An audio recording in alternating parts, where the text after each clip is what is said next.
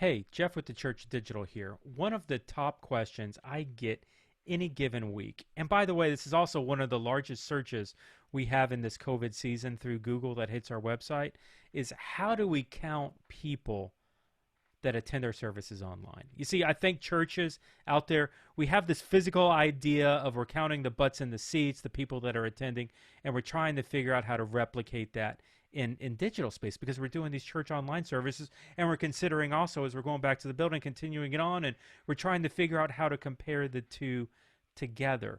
And I'm going to be honest, talking to this lens and to everyone else who's watching this vlog. Yeah, you really, it's not an apples to apples comparison in here. See, what happens is, if, like, for instance, I'll take myself.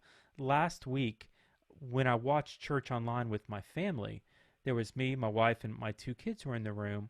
We were watching it on an Apple TV, and then my wife had her laptop open, was in the chat room, and my daughter had her Chromebook open as well in the chat room. So with the four of us in the room, there were three different devices that were watching the same service. So the system would have logged three instead of four. And this is where multipliers come in, where we try to add a multiplier to guess how many people are behind the devices, which may or may not be accurate, because in like the next week when I watched the service with my family, the same four of us were watching the church service. Two of the kids were kind of tuned in. They were really kind of zoned out over on the side. So I'm not sure whether they should really be counted, because they were just kind of cuddled up watching, resting for us to watch the kids service after the adult service was over. But then my wife and I were totally tapped in, but no other devices. So was that two, or should that have been four?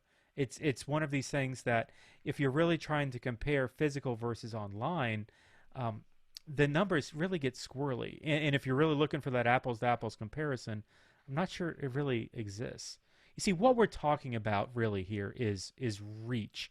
The number of people that you're getting with your online service, with your church online broadcast, with your, essentially, your content. How far is it going?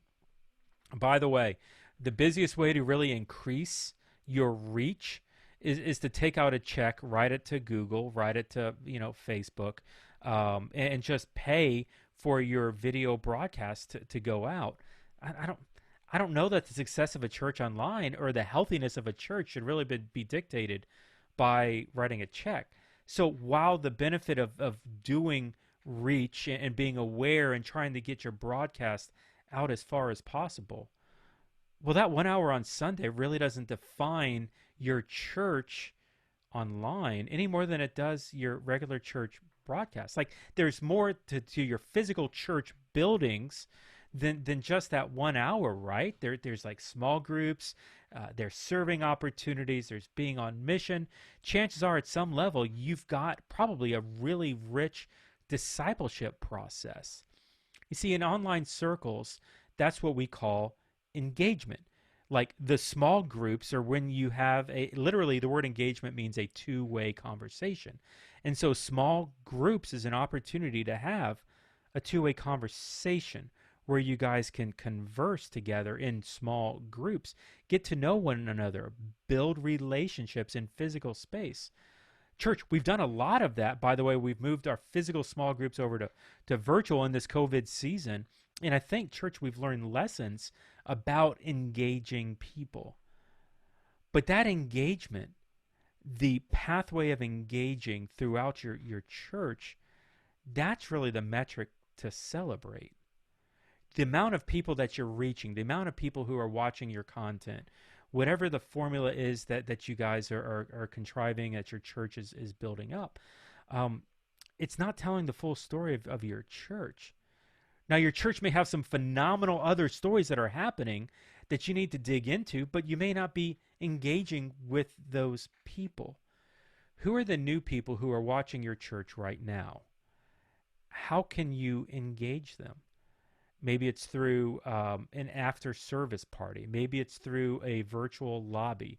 Maybe it's through a super group gathering that's a safer environment for people to plug into before you really get into small groups. A super group maybe doing like a sermon-based Bible study or something.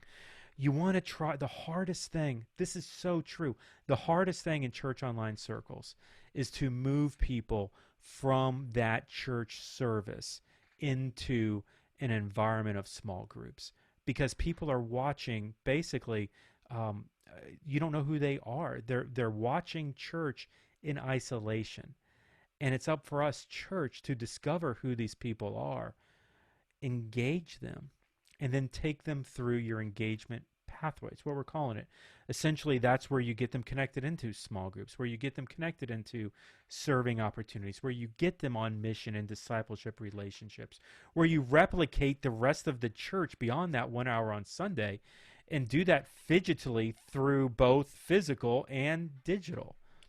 Because after all, if all we're doing is reaching and we're not helping people engage, well, shoot, that's consumerism. Reach without engagement is consumerism. And our churches, our church onlines, are not supposed to be consumers. God didn't call us to create consumers.